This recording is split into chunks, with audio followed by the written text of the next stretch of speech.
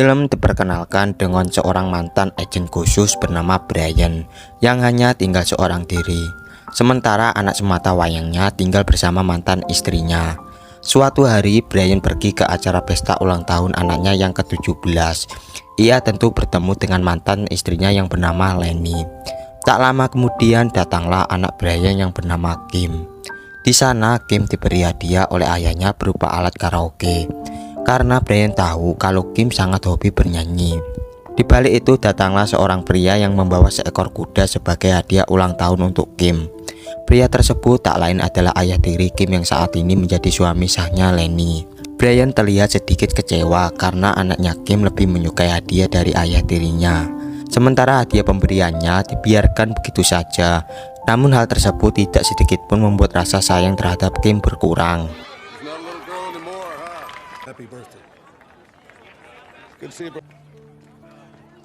Malam harinya terlihat Brian sedang memandangi foto anaknya yang tidak terasa kini sudah berumur 17 tahun. Namun tiba-tiba Brian kedatangan teman-temannya yang juga ingin merayakan ulang tahun Kim di rumahnya.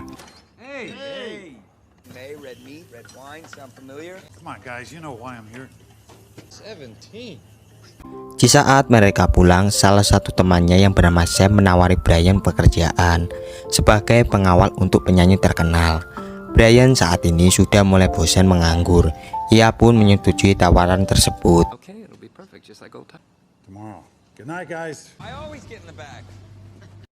Singkat cerita, Brian dan teman-temannya memulai pekerjaannya sebagai pengawal seorang penyanyi terkenal bernama Shira. Saat Shira sedang melakukan pemanasan vokal sambil didandani, Brian merasa kagum dengan suaranya. Lalu saat Shira akan menuju panggung, Brian mencoba bertanya, apakah ada saran untuk anaknya yang juga ingin menjadi penyanyi terkenal. Shira pun menjawab kalau anaknya harus banyak berlatih sambil menunggu acara konser itu. Selesai dengan itu, Brian dan teman-temannya bersantai sambil main cekihan. Di sana, Brian mendapatkan telepon dari Kim. Kim mengajak ayahnya untuk makan siang esok hari di sebuah kafe. Hal tersebut tentu membuat Brian sangat senang.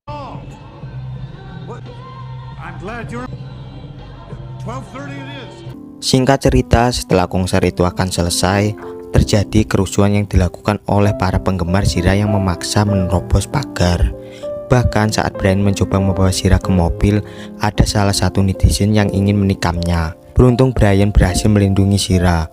Shira yang merasa berhutang budi kepada Brian, ia memberikan kartu namanya dan mengizinkan anaknya untuk les vokal gratis yang langsung dilatih olehnya.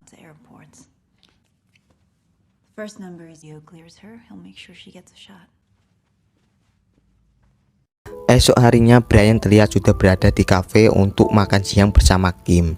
Di sana juga Kim mengajak Lenny, ibunya.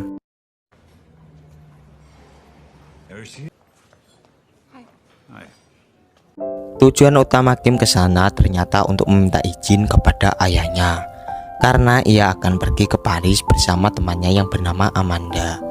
Kim membutuhkan tanda tangan Brian sebagai orang tua karena ia belum genap berumur 18 tahun.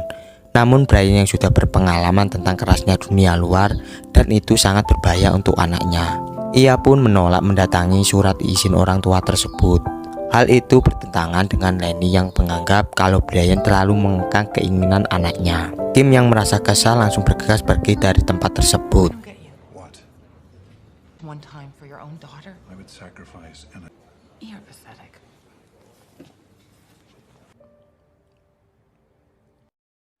Esok harinya Brian yang tidak mau anaknya bersedih akhirnya mengalah dan menandatangani surat izin tersebut. Namun dengan syarat Kim harus mengaktifkan ponselnya agar Brian bisa mengetahui kabarnya.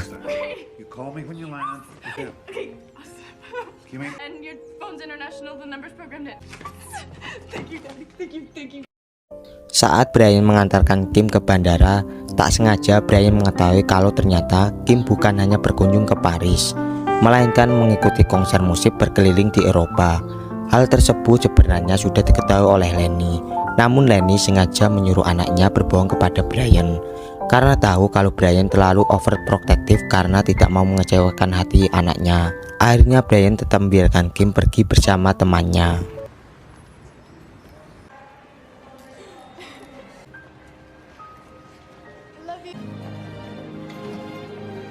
Sesampainya Kim dan Amanda di Paris, mereka berkenalan dengan pemuda lokal bernama Peter.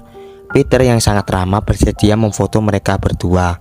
Tak hanya itu, Peter juga bersedia satu taksi dengan mereka karena tujuan mereka kebetulan sama dengan tujuan Peter saat ini.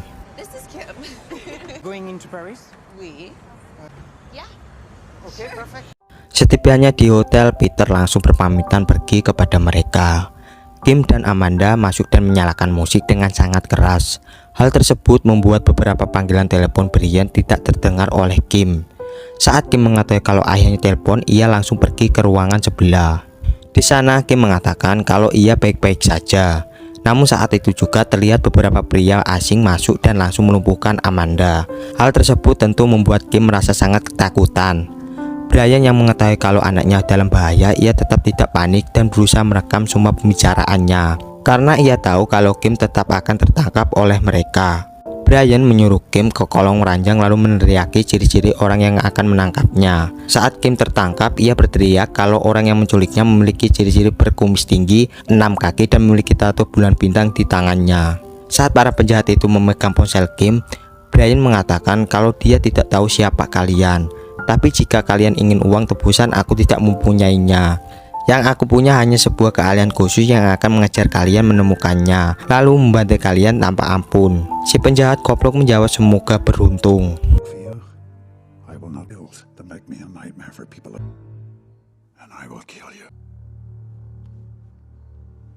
Saat itu juga Brian langsung bergegas pergi ke rumah Lenny. Di jalan ia menghubungi temannya yaitu Sam untuk mencari identitas para pelaku dengan mengirimkan rekaman percakapan tadi. Sesampainya di rumah Lenny, Brian langsung pergi ke kamar Kim untuk mencari beberapa petunjuk. Saat di sana, Sam kembali menghubungi Brian dengan mengatakan kalau orang yang mencuri Kim saat ini adalah para sindikat perdagangan wanita. Para korban yang berhasil diculik akan dibuat menjadi pecandu narkoba, lalu didagangkan untuk menjadi pelacur sebagai tambang uang untuk mereka. Orang dengan ciri-ciri yang disebutkan Kim tadi diketahui adalah seorang bernama Marco. Jika Kim tidak berhasil diselamatkan dalam waktu 96 jam, dipastikan Kim tidak akan pernah kembali. Mendengar hal itu, sontak Lenny langsung menyesal karena ia membiarkan anaknya pergi. Setelah itu, Brian langsung bergegas pergi ke Paris. Specialty of the groups coming out of this area is from the emerging East European countries like Yugoslavia, Romania. Oh no. Sesampainya di sana, Brian langsung menuju ke tempat kejadian Kim diculik. Brian mencoba berpikir jernih dengan menganalisa dan melakukan simulasi dan hipotesis mengenai kejadiannya. Di sana, Brian menemukan ponsel Kim yang sudah pelaku hancurkan. Brian mengambil memory card untuk mencari petunjuk. Saat diperiksa, ia menemukan sebuah foto Peter di balik pantulan kaca saat Amanda dan Kim difoto olehnya di bandara. Saat itu juga Brian bergegas ke bandara untuk menemukan Peter karena ia curiga Peter merupakan komplotan para penjahat tersebut. Dan ternyata hal itu benar. Peter bertugas sebagai umpan untuk mencari dan mengetahui di mana para korban itu menginap.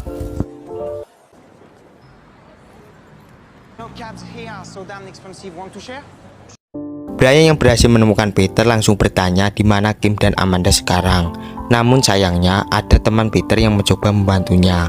Setelah itu Brian kembali mengejar Peter yang saat itu berusaha melarikan diri. Peter yang sok keren dengan melakukan parkir namun tertabrak sebuah mobil.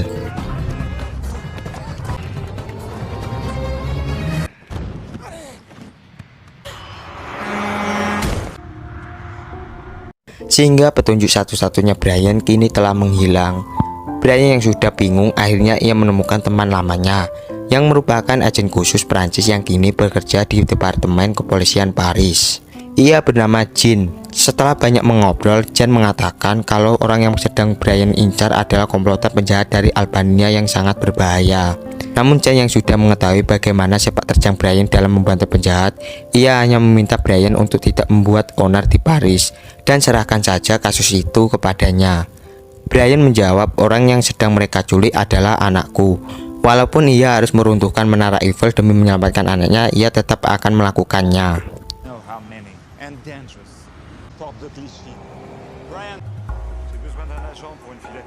Setelah itu, dengan sedikit informasi dari Jean, Brian pergi ke suatu tempat dengan menyamar sebagai salah satu pembeli wanita. Saat Brian membuka satu persatu tirai di sana, tak sengaja Brian menemukan jaket milik Kim. Brian langsung bertanya kepada wanita di sana, "Di mana kau mendapatkan jaket tersebut?" Namun tiba-tiba para penjahat itu menyadari kalau Brian adalah penyusup, hingga terjadi keributan.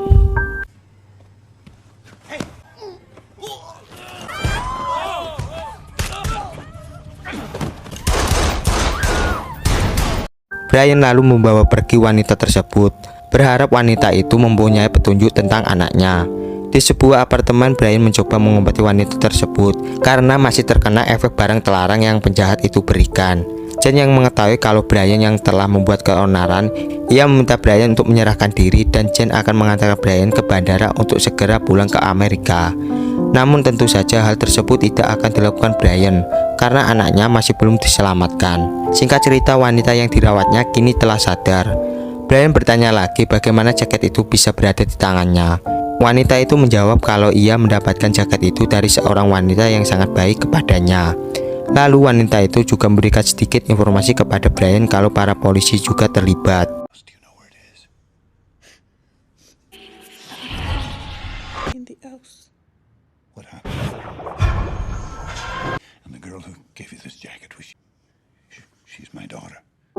Dari informasi tersebut, Brian mendatangi sebuah tempat dengan mengaku sebagai anak buah Jen.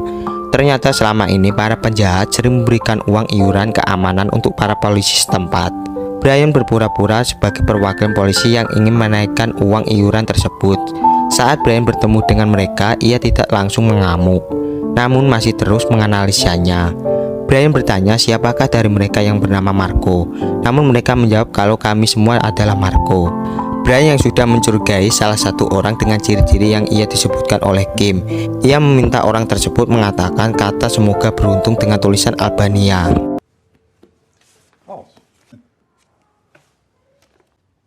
Good luck.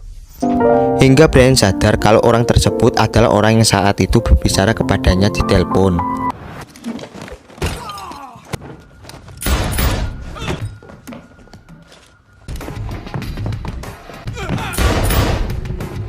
Setelah menghabisi orang-orang di sana, Brian sempat mengecek setiap kamar untuk mencari Kim anaknya. Brian menemukan Amanda, temannya Kim yang kini sudah tewas karena OD. Setelah itu, ia membawa orang yang dicurigai tadi untuk diinterogasi. Brian menancapkan paku di pahanya lalu dialiri listrik dan bertanya di mana Kim berada. Tidak kuat dengan siksaan itu, orang tersebut mengatakan satu nama yaitu Saint Clair. Kemudian Brian meninggalkan orang tersebut dengan tetap menyalakan arus listriknya.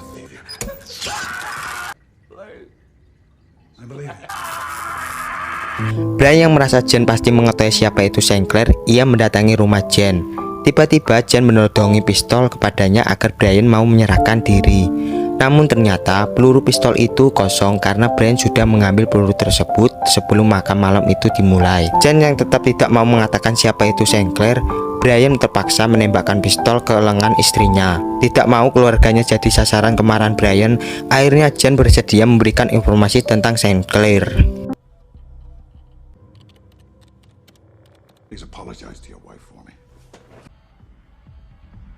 Setelah mendapatkan informasi tersebut, Brian langsung bergegas ke kediaman Saint Clair dengan menyamar sebagai salah satu tamunya. Hingga pada saat Brian masuk ke salah satu ruangan di sana, ternyata ruangan tersebut adalah tempat pelelangan pelatih pilihan akan dijual kepada orang-orang kaya.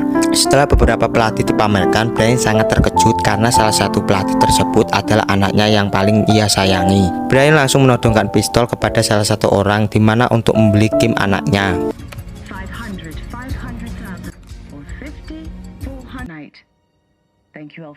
Namun saat Brian membawa orang-orang tersebut untuk menemui Kim, tiba-tiba Brian dihantam anak buah Saint Clair hingga tak sadarkan diri. Saat Brian tersadar, ia sudah diikat dan digantung ke sebuah pipa oleh Saint Clair. Di sini Saint Clair mengatakan kalau semua ini hanyalah bisnis yang unik. Lalu ia memerintahkan anak buahnya untuk menghabisi Brian dengan tidak berisik karena mereka sedang banyak tamu. Beruntung saat itu Brian bisa melepaskan diri lalu balik mengajar mereka.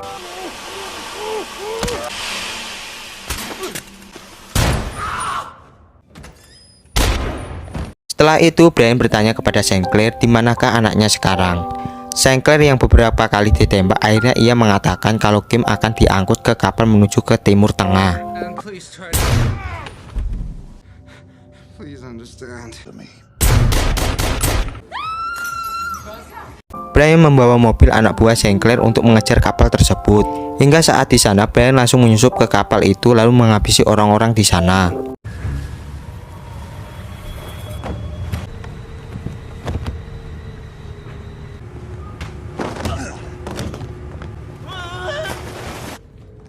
Dengan keahlian dan taktikal seorang mantan agen terbaik, Brian tidak terlalu kesulitan untuk melumpuhkan mereka. Hingga Brian berhasil menemukan Kim sedang disandra oleh seorang kakek. Tanpa pikir panjang, Brian langsung menghabisi orang tersebut.